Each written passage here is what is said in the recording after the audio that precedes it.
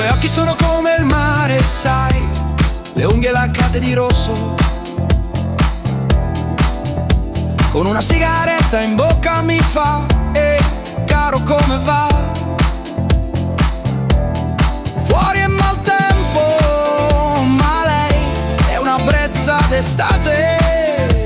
Vieni a farmi compagnia, caro, vieni e siediti qui vicino a me.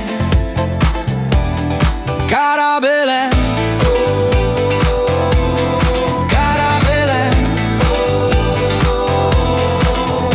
i suoi capelli scendono giù come tende, il suo sorriso è caldo come a Ferragosto. Batte le labbra leggermente come in un vecchio film d'amore. Non te ne accorgi mai se piaci o no. È una strada stretta e lo so bene,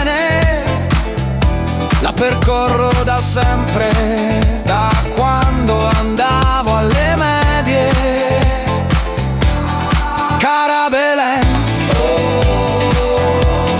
cara Belen, vorrei stringerti forte se posso. Cara Belen, cara Belen,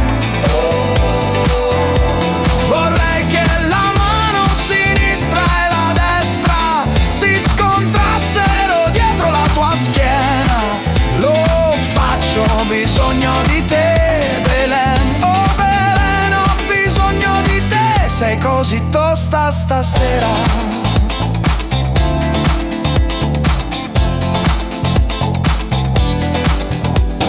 È tempo dell'ora magica, il tramonto scende sul bar. Appoggia la testa sulla spalla, sussurro al cameriere. 2 bicchieri di qualcosa di forte, perché sto per dirti che finalmente ce l'ho fatta. Ho detto, Belen, che sudata. I tuoi occhi sono come il mare, sai, le unghie laccate di rosso. E so che è una frase sentita, ma giuro che sei la cosa più dolce che ho mai visto. Non riesco a capire se ti piaccio o no, così te lo dico ad alta voce. Cose che non ho mai detto, cose che avrei dovuto dire, cose che avrei potuto fare. E ora te lo dico. Vorrei stringerti forte se posso, cara Belen. Cara Belen,